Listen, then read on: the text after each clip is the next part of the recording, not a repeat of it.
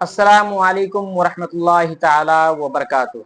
नाजरीन, कैसे हैं आप? उम्मीद करता हूं कि आप खैर वाफियत से होंगे।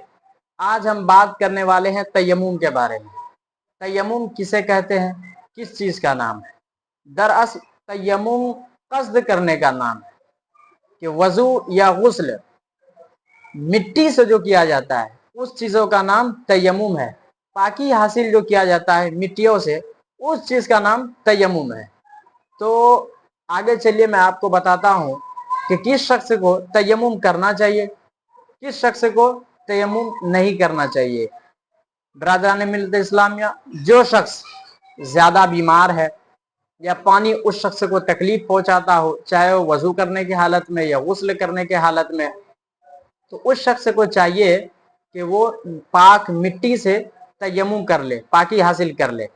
और अगर कोई शख्स ऐसी जगह पर गया हो जहां पानी काफी मीलों तक नजर नहीं आ रही है, काफी दूर तक पानी दिखाई नहीं दे रहा है, और उस शख्स को नमाज पढ़ना हो या फिर जो है उस शख्स को पाकी हासिल करनी हो, तो उस हालत में तयम्मुम कर सकते हैं, जायज़ है।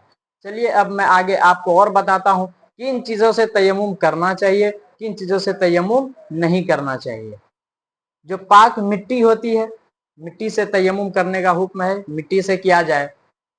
उसके अलावा मिट्टी के जिन्स से करना जायज़ है।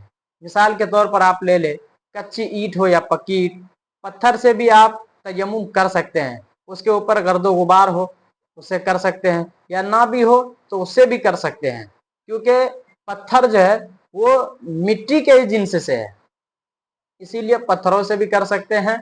और उसे परहेज ही करना ज़्यादा बेहतर है, क्योंकि मिट्टियाँ तो हर जगह मौजूद रहती है, पाक मिट्टी।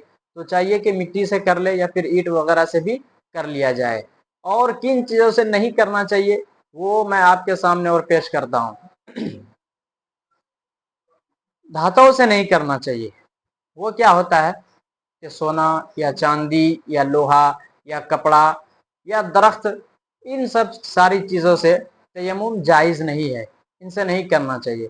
लेकिन हाँ, अब गौर करने की बात यह है, सोचने का बात यह है कि तयम्मुम किया कैसे जाएगा, करना कैसे चाहिए। चलिए मैं आपको अब प्रैक्टिकल अंदाज में करके दिखाता हूँ, करके बताता हूँ। मिसाल के तौर पे आप ले ले कि सामने मिट्टी रखी हुई है, सामने मिट्टी है, मिट्टी पर अपने हाथों को इस तरह यूं मारे। मारने के बाद जो है, अगर हाथों में ज्यादा गर्दो गुबार लग जाए तो लगने के बाद इस तरह से झाड़ ले। झाड़ने के बाद जिस तरह वजू में चेहरे का धोना फर्ज है अच्छी तरह से, उसी तरीके से पूरे चेहरे पर इस तरह मले, यहाँ तक के बाल उगने की जगह से थोड़ी के नीचे तक, और एक कान की लौ से दूसरे कान की लौ तक अच्छी तरह, यहाँ तक के एक बाल के बराबर भी बाकी ना रहे। उसके बाद क्या है दूसरा ये है कि फिर से अपने हाथों को पाक मिट्टी पर मारे, और अगर ज्यादा गर्द गुबार लग जाए तो इस तरीके से झाड़ लेना चाहिए। और झाड़ने के बाद फिर दोनों हाथों का अच्छी तरह मसा कर ले, इस तरह जिस तरह वजू में करने का हुक्म है। यह है तयम्मुम का तरीका।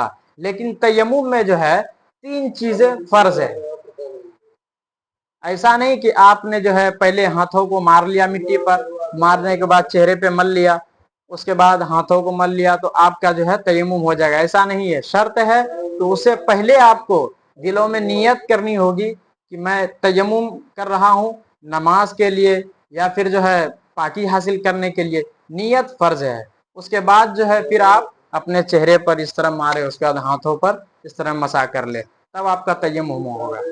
जरूरी है कि पहले आपके दिलों में उस चीज की नीयत होनी चाहिए। तो हजरात, आज मेरी वीडियो यहीं तक। ये था पूरा तयम्मुम का तरीका। इंशाअल्लाह ताला फिर मिलेंगे अगली वीडियो में। अस्सलामु अलैकुम वरहमतुल्लाहि ताला व बरकातुहू।